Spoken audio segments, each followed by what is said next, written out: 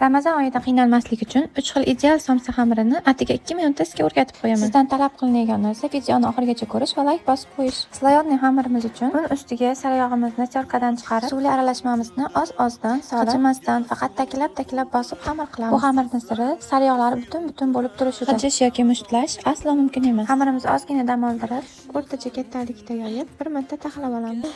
Vaqtingiz bo'lsa 2 marta taxlaganingiz yana ham yaxshi. Bu xamirdan somsangiz shunaqa zo'r chiqadiki, bu somsa xamirini faqat onlayn kurslarda o'rgatishadi. Agar bir marta qilib ko'rsangiz, buni qayta qiladigan bo'lasiz. Xamirning qavati ko'pligidan ba'zilar Napoleon somsa ham deyishadi. Ana endi o'sha hamma yaxshi ko'rgan moza xamirimizga o'tamiz. Oddiy osh xamiri olib, xamir qilib olamiz. Hammasini retseptini to'liq qilib, opisaniyada yozib qoldiraman. Batingan xamirimizni to'rtburchak qilib yoyib, ko'rsatilgandek saryog'ni charkadan chiqarib, taxlashni boshlaymiz. Bu jarayon 3-4 marta davom etadi. Ko'rib turganingizdek, moza xamir ham tayyorlanishi juda ham oson. Endi magazindan sotib olmasdan o'zingiz tayyorlasangiz ham bo'ladi. Xonada saqlasangiz 3-4 oygacha bemalol saqlasangiz bo'ladi. Ana endi o'sha hammani sevimli bo'lgan varaq somsa xamiriga o'tamiz. Xamirimizni sal qalinroq qilib yoyamiz. Xudo yupqa yoyib yuborsangiz ham qavatlari yupqalashib, yo'q bo'lib ketadi. Orasiga mol charva yog'ini eritib, tengma-teng salatni yog' solib aralashtirib suramiz. Xamiringizni ikki chetini buklab olsangiz, chekkalari ham bir xilda qalin bo'lib o'raladi. Men xamirim uzun bo'lganligi uchun 3 ga bo'lib oldim.